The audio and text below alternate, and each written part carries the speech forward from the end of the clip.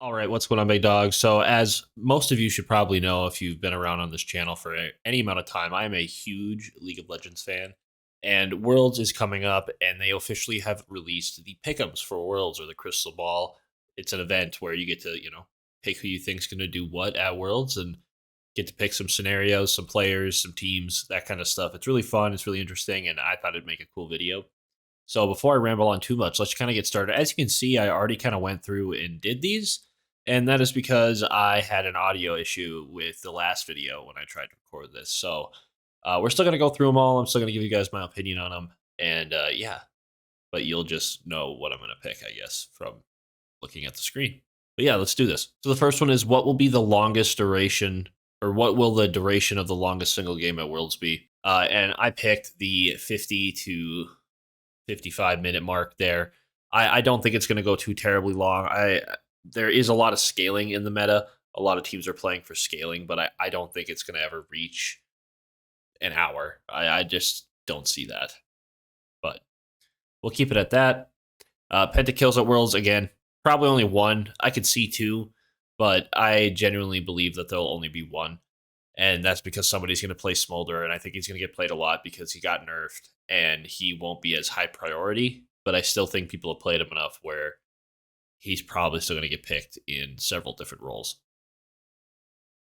And then I picked the Cloud Drake for the one that'll be killed the most at Worlds, because for whatever freaking reason, it is always Cloud Soul. I will be surprised if it is not, but it's almost always Cloud Soul or Chemtech because they are terrible. So there's that. Baron steals at Worlds, I have 9+. I'm going full. I think this world is going to be nuts. I think this world is going to be all over the place. We just found out today, actually, that Scout for LNG, I don't think is going to be there because he's having some issues outside of his career here. I don't know if it's something with his visa or if there's legal troubles. All I know is he just won't be there. So there's all sorts of stuff happening already, and I'm excited. I think this will be a very bloody Worlds. I think there's going to be a lot of kills. So I can see a lot of Baron steals, a lot of hyper aggressive plays. A lot of teams like to go for Baron early and often, and when it's up, people are going for it. So yeah, I think that'll be a lot of Baron steals. Reverse sweeps, I only picked one, and that's because I'm thinking it's going to be like a semifinal or the final itself. I just have this gut feeling that that is what is going to happen. One of those two rounds is going to be a best of 7 or best of 5, sorry, and it'll be a reverse sweep, and I think that'll be cool. Who we played the most different roles, I already kind of hinted at this, but I picked Smolder.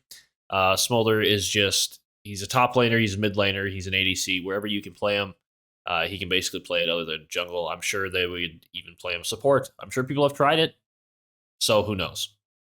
But he plays everywhere, and like I said, him being nerfed and people still being good at him because they've all played him so much to prepare him for when they're playing him competitively. So there is that.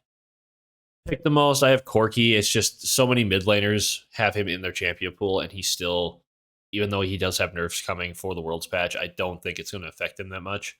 I know some people think it will, but personally, I just don't. But what do I know? I suck at the game. And then who will be banned the most? Now that Aurora's coming back, now that she's not perma-banned by Riot, I wanna see a lot of her. She's aggressive. She's fun to watch. So I would love to see some Aurora.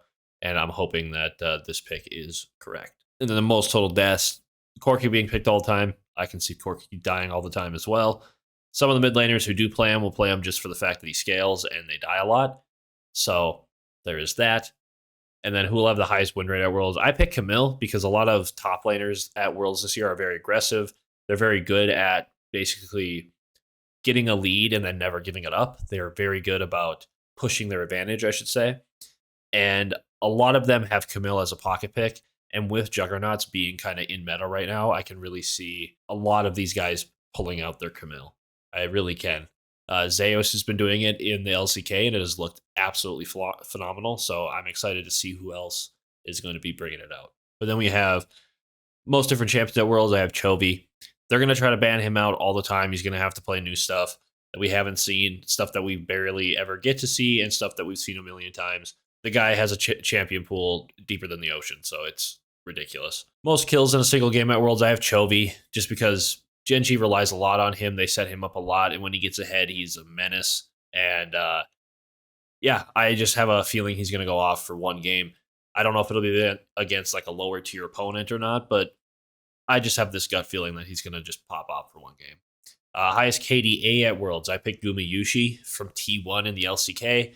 I think right now Gumayushi is in argument for current best player in the world. Obviously, Faker is the greatest of all time, but if you were just looking at people skill-wise right now, Gumayushi is incredible. He's been playing great. He's basically been carrying T1 this last spring split, and they have relied heavily on him for their success. So it's going to be interesting. He is very good about staying back and not dying, and he's also very good about being very aggressive. He can play on a knife's edge, basically, nonstop, and it's fun to watch. Most First Bloods, I have Broken Blade. Very aggressive. G2 plays around him a lot. When he gets ahead, he stays ahead. Broken Blade is one of my favorite top laners to watch as a top lane main myself, so I'm really hoping that he does well at this World. And just a team from the West, you know, I would love to see a team from the West just do well this year, or maybe win it. That would be cool. So, and then who will get at least one pentakill at Worlds? I got Gumayushi getting it. I think it's his time to shine. I think if T1, I think this year is going to basically be like Faker passing the torch. I really do. And I think that's going to be the narrative around this Worlds is Gumayushi's is finally going to come out of his shell and Faker's going to be passing the torch down to him. And I think that'll be sick. I think that'll be sick. But then we got teams. Which teams from a region with 2 seeds or less will advance to the furthest in Worlds? And I picked Gambit Esports. It's a safe pick. They do well almost every year. I'm not saying they like make it out of play-ins and stuff, but they usually put up a good fight. They're fun to watch, and yeah, I'm rooting for them. I like watching these underdogs pull in a few victories. So, and then which team will win the shortest game? So the game that takes the least amount of time. I picked BLG. When this team gets ahead, I know I've been saying that a lot.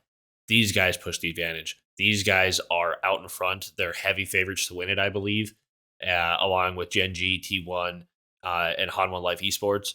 T1 is always just in contention because if they're at Worlds, they got a shot. Whatever it is, they just pull magic out of their ass. But I really think BLG is a strong contender this year. And being from a very aggressive region as well, I can see them winning a very fast game, like sub 20 minutes. Most Baron steals of Worlds. I got Gumayushi stealing hella Barons.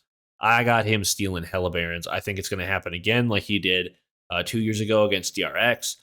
The guy is a menace. He's very good at stealing Barons and objectives. So, and his Varus is insane at doing that. And there goes my Discord for some reason. Which team will win Worlds? So it says T1 on the screen. Now, full disclosure, I am a massive T1 fan. I love T1. They're a big reason that I even play the game in the first place, Faker is. And I love the organization. I watched them. I've watched them in Valorant. I've watched them in CSGO when they did that for a stint, I believe. Or no, what the fuck was it? Apex Legends, I think. It wasn't CSGO. I don't think they ever had a CSGO team. But nonetheless, I've watched the team. I love this team. I love this org. They're fun to watch. I don't think they're going to win Worlds. Personally, my personal pick would be Gen G right now. I think even though they lost the summer finals to HLE or Hanwha Life, I don't see anybody beating Gen G. I think they're going to come back with a better game plan. Their drafts were really shitty. I think they just kind of, drafted themselves out of a championship and out of the Golden Road. But whatever. It is what it is. But I genuinely think they'll win Worlds. I don't see anybody stopping them. If not them, I could see BLG or Hanwha Life, like I said. But I'm picking T1 because I'm a T1 fan in my pick'ems. That's it. And then which team will play the most different champions at Worlds? I got Gen G. They all have massive champion pools. They all can play whatever the hell they want. In any role, at any time, anywhere, this team looks scary good.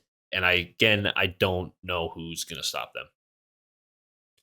And then lastly, before we end here, we had just had to pick 4 teams to advance to the Switch stage, and I picked Mad Lions, PSG Talon, 100 Thieves, and Gambit. And then, obviously, I picked Gambit to go further than these 2 teams here. Or not these 2, this team. But yeah, that's really all I have for you guys today. There is going to be some follow-up videos to this one. As the tournament progresses, they will add in more pick'ems that you get to choose from. So I'll be partaking in that as well, and I will upload them to the channel. But yeah, this is just something that I thought would be kind of a fun little video. I'm kind of just testing things out on the channel, seeing what sticks, seeing what doesn't, and just kind of trying to have fun with it. So if you guys are enjoying this type of content, just let me know. Leave a comment, leave a like. It all helps. It helps me understand what you guys want to watch and what you guys want to see. So it all is highly appreciated. Don't forget to come check me out on all my socials. Links will be down in the description below. Come check me out over on Twitch. I'm live almost every single day, streaming a variety of different games. Having a great time with you guys, chatting it up, playing whatever, and just having a good chill time. But yeah, thanks for sticking around to the end of the video, guys. And until the next video, Godspeed. I lost my best friend to 23. She left her body in Harvard above me.